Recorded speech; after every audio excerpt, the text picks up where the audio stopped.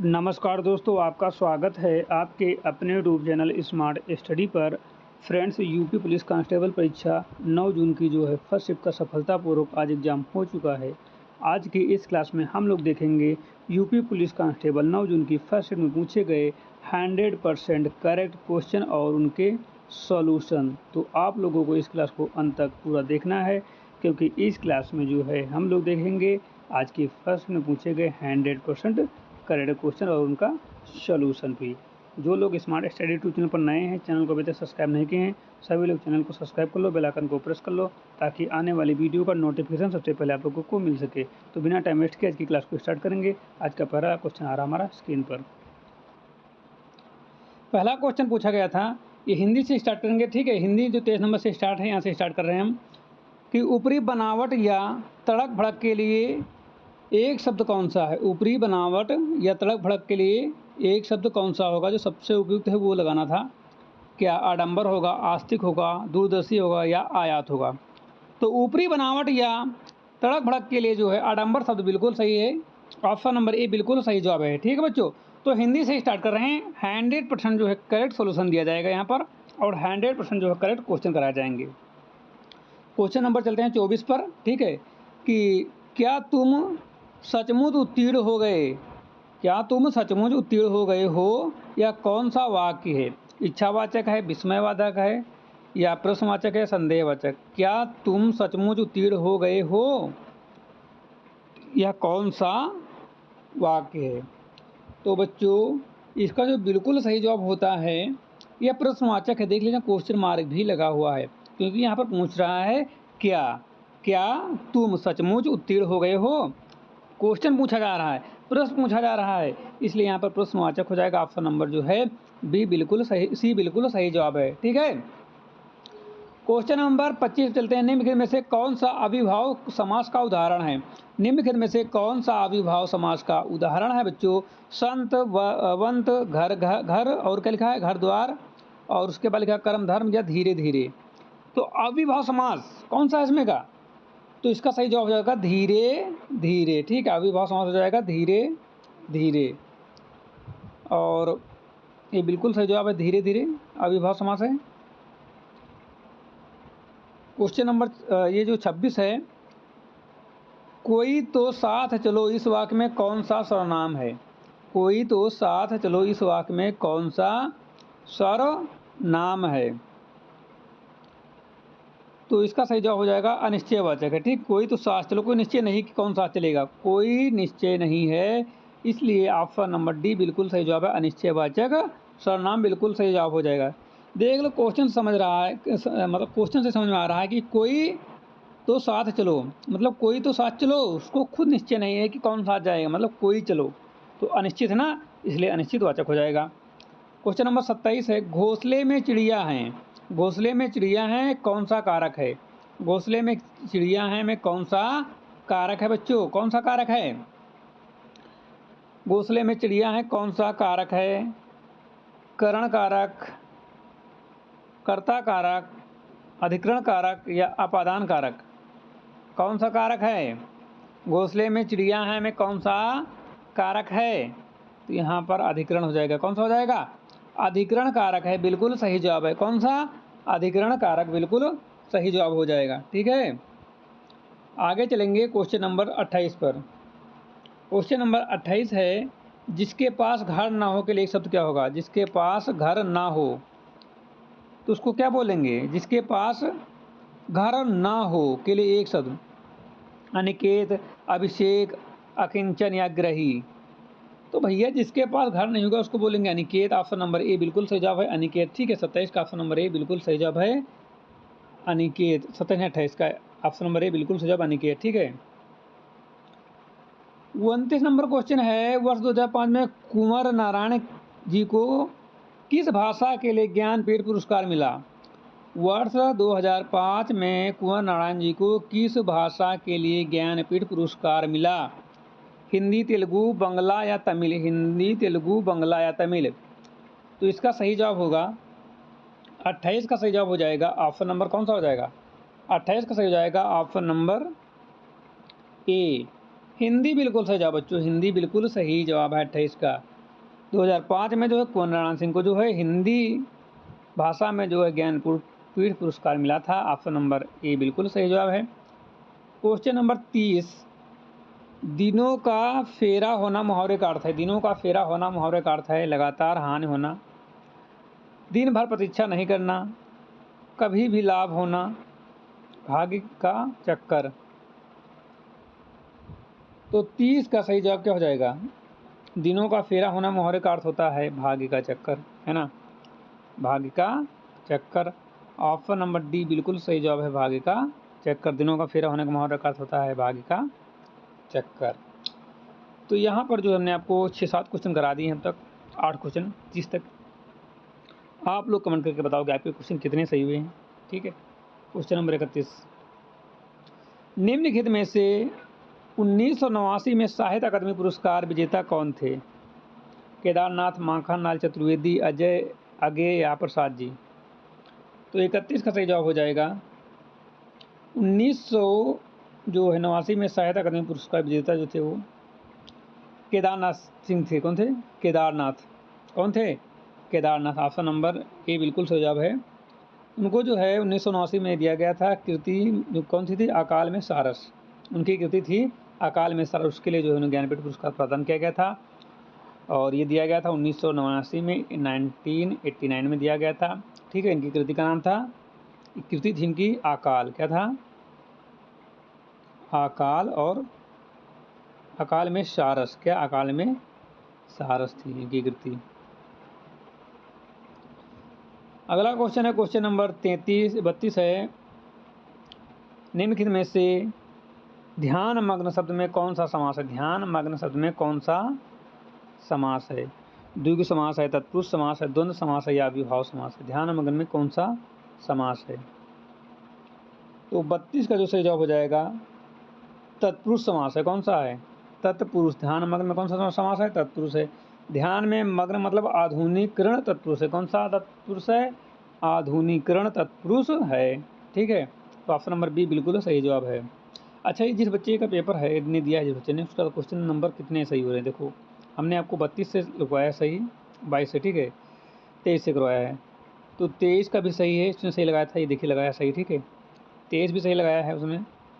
और ये 24 भी सही लगाया है, 25 भी सही लगाया है, 26 भी सही लगाया है, 27 भी सही लगाया है, और 28 भी लगाया सही, 29 भी सही लगाया है, और 30 भी सही लगाया है, 31 गलत लगाया है। ये होगा यहाँ पर। तो मतलब यहाँ पर एक गलत किया है अभी तक इस बच्चे ने। इसका पेपर बहुत भयंकर गया, अच्छा गया है, ठीक है। हिंदी का है हालांकि, अभी तो बाकी पूरी तो भी बाकी है, लेकिन जहाँ तक इसने किया है अभी तक तो बहुत अच्छा पेपर किया है, ठीक है। आगे है 32 नंबर, निम्नलिखित में से ध्यान मग्न शब्द में कौन सा समास है? ध्यान मग्न में हम बता चुके ना। तो ध्यान मग्न में जो है तत्पुरुष समास है, ये भी इसने सही लगाया है। और ये कौन सा तत्पुरुष है? ये है अधिकरण तत्पुरुष, ठीक है। तो ये बच्चा पढ़ने वाला लग रहा है। आगे हो सकता है ज़्यादा गलत हूँ तो अलग बात है।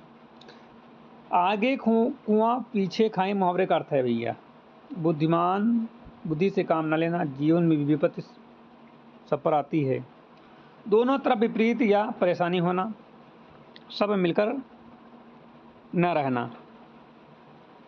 तो इसका सही जवाब दोनों तरफ से विपत्ति आना, यानी दोनों तरफ से परेशानी होना। ऑप्शन नंबर बी बिल्कुल सही जवाब है। इस बच्चे का ए भी सवाल सही है, 33 का भी सही है, ठीक है। 34 नंबर, कृष्ण विष्णु अविनाशी किस शब्द के अनेकार्थी हैं? कृष्ण विष्णु अविनाशी किस शब्द के अनेकार्थी हैं? तो 34 का सही जवाब हो जाता है आयुच्छु। ये भी गलत, इसका ये गलत, इसका यहाँ आयुच्छु हो जाएगा, आयुच्छ। Option number B, option number B बच्चों बिल्कुल सही जवाब है, ठीक है। कृष्ण विष्णु अविनाशी किस शब्द के अनेकार्थी हैं? तो ये आयुच्छु, ऑप्शन नंबर बी बिल्कुल सही जवाब है, ठीक है। तो अब तक 2 उसने गलत किए हैं। क्वेश्चन नंबर 35, राम को बड़ा अच्छा खिलाड़ी है, राम जो बड़ा अच्छा खिलाड़ी है, कल उसकी टांग टूट गई, वाक्य में उचित विराम चिन्ह होगा। भैया विराम चिन्ह, तो इसमें जो विराम चिन्ह हो जाएगा वो बिल्कुल सही लगाया। पहले योजक लगा रहा था, फिर कोष्टक लगाया, ये भी नहीं गलत हुआ, ये भी गलत हुआ, और ये भी हो गया। अर्थ होता है ही नहीं। अल्प विराम बिल्कुल सही, अल्प विराम बिल्कुल सही, ठीक है। क्वेश्चन नंबर 36 चलते हैं। घूसर शब्द का पर्याय है, घूसर शब्द का पर्याय है भूमि, गर्दभ, रज या अज। तो बच्चों 36 का जो सही जवाब हो जाएगा, घूसर शब्द का जो हो जाएगा वो गधा होता है। बी वाला सही है। हाँ, लगाया, सही लगाया, गर्दभ लगाया, सही है। घूसर मतलब गधा, बिल्कुल सही लगाया है। तो अभी तक इसके इस बच्चे के जो है लगभग 15-16 क्वेश्चन में जो 2 गलत हुए हैं, बाकी सही है सब। क्वेश्चन नंबर 37 है, मधुवीर का संधि विच्छेद है। मधुवरी का छंद विच्छेद है, मधु प्लस अरी। यहाँ पर बच्चा हमको लगता है मुक्ति खाया है, सही है। यहाँ पर बच्चे ने जो है गलत कर दिया है, यहाँ पर जो है मधु अरी कर दिया। भैया अरी कहाँ से आ जाएगा, मध होता है, मध, मधु नहीं होता है। देखो मधवरी में मध जो होता है वो शब्द होता है, और अरी जो है इसका विच्छेद हो जाएगा, तो मधहरी हो जाएगा। Option number D. इस पर सोच रहा था बच्चा लेकिन गलत कर दिया। तो 37 का जो है बी हो जाएगा। यहाँ पर संधि पूछे तो यण संधि, कौन सी संधि है, यण संधि। क्वेश्चन नंबर 38 है, रात को आकाश में तारे चमकते हैं, इस वाक्य में रेखांकित शब्द का कारक बताइए। कर्ता कारक, अधिकरण कारक, संप्रदान कारक, करण कारक। रात को आकाश में तारे चमकते हैं, इस वाक्य में रेखांकित शब्द का कारक बताइए। कर्ता, अधिकरण, संप्रदान या करण कारक। तो 38 का सही जवाब हो जाता है, रात को आकाश में तारे चमकते हैं, इस वाक्य में रेखांकित शब्द का कारक जो है अधिकरण कारक है, समय और स्थान का बोध करा रहा है। अधिकरण कारक है, समय और स्थान का बोध करा रहा है। क्वेश्चन नंबर 39 है, क्वेश्चन नंबर 39 है कि निम्नलिखित में से किस हिंदी भाषी में साहित्य अकादमी पुरस्कार रचना कला सुनना मुझे किसके द्वारा लिखी गई है। निम्नलिखित में से हिंदी भाषा में साहित्य अकादमी से पुरस्कृत रचना कल सुनना मुझे किसके द्वारा लिखी गई है। इसमें बच्चा मुक्ति खा सकता है, मतलब कि थोड़ा बच्चा जो है गलत कर सकता है।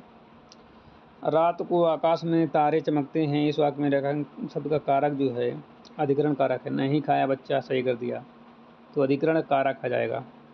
तो अभी तक इसके जो है 3 क्वेश्चन गलत हुए हैं मात्र, और अभी बच्चा जो है चल रहा अच्छे से, सही पेपर गया इसका। और 39 चलते हैं। 39 है, निम्नलिखित में से हिंदी भाषा में साहित्य अकादमी पुरस्कार से पुरस्कृत रचना कल सुनना मुझे किसके द्वारा लिखी गई है। कल सुनना मुझे किसके द्वारा लिखी गई है, धूमिल, रामचंद्र या अज्ञेय या मुक्तिबोध। तो भैया 39 का जो सही जवाब हो जाएगा, 39 का अधिकरण हो जाएगा, नहीं 39 है ना, यहाँ धूमिल हो जाएगा। तो बिल्कुल सही, यहाँ पर भी बच्चा जो खराब उतरा 39 लगाया, धूमिल सही है, धूमिल 39 धूमिल सही है। 40 है, मानव जीवन पर ग्रहों और तारों के क्या है, मानव जीवन पर ग्रहों और तारों के प्रभाव के अध्ययन को क्या कहते हैं। ज्योति, परिस्थितिकी, जल, गति, विज्ञान या भाषा शास्त्र। तो 40 का जो सही जवाब हो जाएगा, 40 का ज्योतिष हो जाएगा। ज्योतिष यहाँ पर भी बच्चों ने सही किया है, ये भी सही है इसका ज्योतिष। मानव जीवन में ग्रहों और तारों के प्रभाव को अध्ययन को क्या कहते हैं, ज्योतिषी।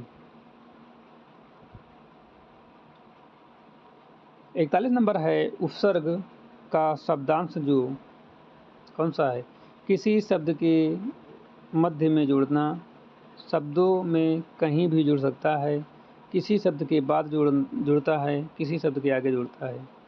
तो 41 का सही जवाब हो जाएगा, किसी शब्द के आगे जुड़ता है।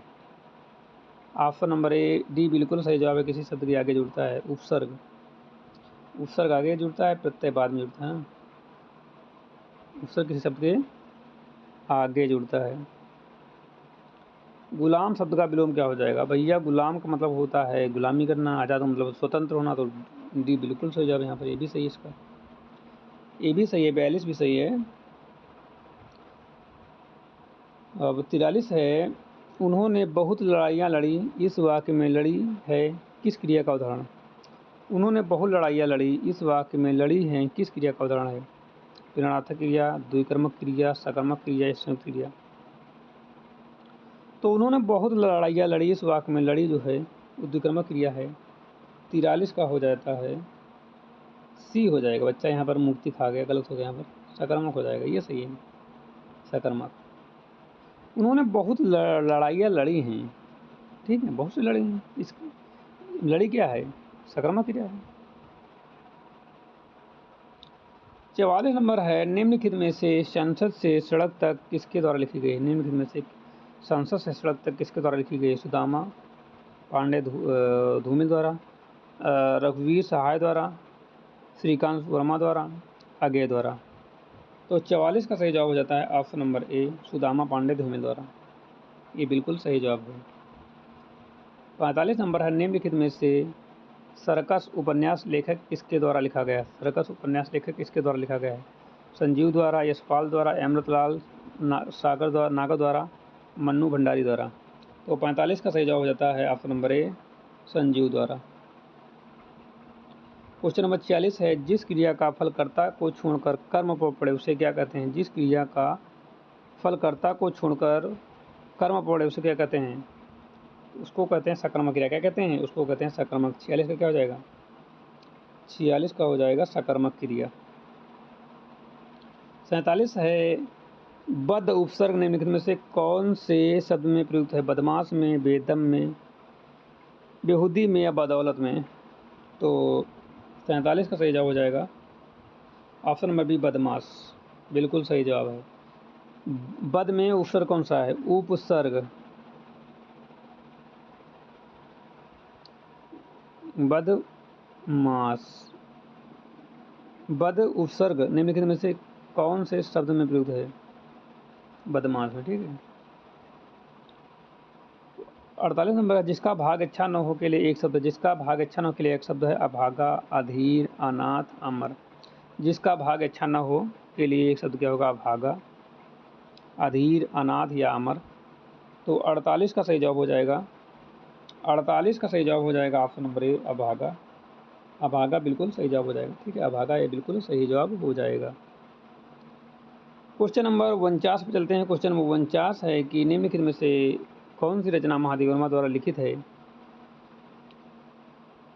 तो महादेवी वर्मा द्वारा जो पिंजर जो लिखी हुई है, पिंजर ऑप्शन नंबर बी बिल्कुल सही जवाब है। या अमृत प्रीतम की रचना है, किसकी? अमृत प्रीतम की रचना है पिंजर, ऑप्शन नंबर बी बिल्कुल सही जवाब है। इसमें अभागा हो जाएगा 48 में, ठीक है, नहीं 48 में क्या हो जाएगा? अभागा हो जाएगा, ठीक। 47 में बदमाश हो जाएगा, यहाँ पर पिंजर हो जाएगा। क्वेश्चन 50 है, भाला शब्द का वचन बदलिए। भाला शब्द का वचन बदलिए, तो इसका हो जाएगा भाला है। क्या हो जाएगा? भाला हो जाएगा, भाले हो जाएगा, भाले, ठीक है, भाले हो जाएगा, भाला नहीं होगा, भाले हो जाएगा।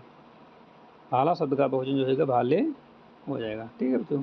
तो आज की क्लास बच्चों यहाँ पर समाप्त करते हैं। आपको क्लास अच्छी लगी हो तो लाइक कर देना, चैनल पर अपना सब्सक्राइब कर लेना, बेल आइकन को प्रेस कर लेना। और आज की पूरी क्लास यानी पूरे 150 पेपर देखने के लिए आपको अगली वीडियो मिलेगी, ठीक है।